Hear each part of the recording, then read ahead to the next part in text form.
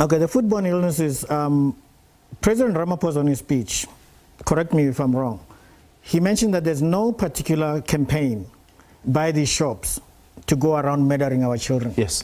It's more of a negligence, a lack of training or understanding of how to deal with certain substances that are pesticides in conjunction with dealing with food, right? Yes. Two, we have a lack of control ourselves as government, as South African people, on how we control that controlled substance. Because that is not something that everybody is supposed to get. Yes. And if we are being honest about this issue, this hasn't only happened in spaza shops. People have committed suicide with it. Children have gotten in contact with it and fell to their demise with it based on it being used in a household against rats. These things have come around periodically. So the product is controlled. It's not supposed to be utilized by untrained people. So that's one failure. Secondly, why do we have this innate need to use this dangerous pesticide? It's because municipalities are not cleaning the townships. You have a pile higher than this table in every township of rubbish where rodents come out of.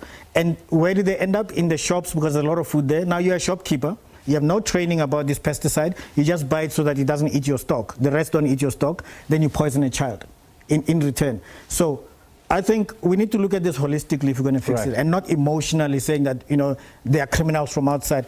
Their home affairs, what do you call it, status is something that Home Affairs needs to deal with. Sure. But when we have fatalities and we want to emotionally just dump it on somebody who's a soft target, it doesn't solve the issue, because even after you remove them, is this pesticide still going to be in households, killing more children in households? Is it going to be in schools, where schools are having rodent issues, and then they're putting it? So we need to deal with the whole issue as it stands. Let me jump in there and help. So let's get more details about this sneaky danger lurking in your households, shops, and farms. Organophosphate poisoning. Welcome back to In a Nutshell, where we break down life's most pressing topics. Today, yes, this is the same culprit behind some scary health risks that can turn your day upside down faster than a toddler with a juice box. Stick around, because we're talking about how to control pesticides like a pro while keeping your family, farm, and pets safe. First off, what are organophosphates? Sounds like a fancy word, right? It's actually a group of chemicals found in many pesticides. They're designed to kill pests, but if handled poorly, they can mess with humans and animals too. These chemicals can enter your body through the skin, by inhaling, or even eating contaminated food. The symptoms: everything from headaches and nausea to severe nerve damage. Basically, it's like your body says, "I didn't sign up for this." Where do you find them? Organophosphates are everywhere. In households, that bug spray under your sink. In shops, stored pesticides waiting to be sold. On farms, heavily used for crop protection. It's like a bad guest who refuses to leave. So, how do we control these sneaky invaders? 1. Proper storage. Keep it out of sight and out of reach. First things first, you need to treat pesticides like chocolate. Keep them out of reach of kids and pets. Store them in labeled, sealed containers and away from food, water, or anything you might put in your mouth.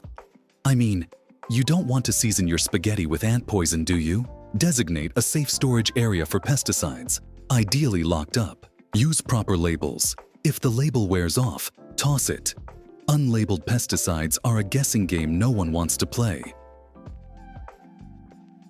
Handling pesticides. Dress like you're about to fight aliens. Gloves, masks, long sleeves, and goggles are your best friends. Trust me, rocking the space farmer look is worth it when the alternative is dizziness and nausea. 3. Measure, don't guess. You know how cooking recipes tell you to measure your salt? The same applies to pesticides. Never mix or spray more than recommended. Overdoing it doesn't kill more pests. It just adds poison to your environment. 4. Ventilation is key. If you're spraying indoors, make sure you have good ventilation. Think of it this way: pests don't pay rent, but you still don't want them evicted at the cost of your own lungs. 5. Wash, wash, wash. After using pesticides, wash your hands thoroughly, like you just touched a spicy chili and need to put in your contact lenses. Better safe than sorry. 6. Dispose of pesticides properly. Don't pour unused pesticides down the sink or dump them in your yard. This isn't the pesticide fairy show. Contact local waste disposal services for safe options. To shop owners storing pesticides, avoid stacking pesticide containers near food products. A grocery aisle isn't a pesticide buffet. Keep a clear record of your inventory and educate your staff about proper handling. Farmers, you're on the front line. Use integrated pest management, IPM, a method that combines biological, mechanical, and chemical controls to minimize pesticide use. Rotate crops to prevent pest resistance. Always follow label instructions, no shortcuts. For my fellow household warriors, use natural remedies when possible, like vinegar for ants or neem oil for plants. Seal cracks and crevices to stop pests from coming in. Remember, prevention beats playing pest exterminator. How do you know if you've been exposed?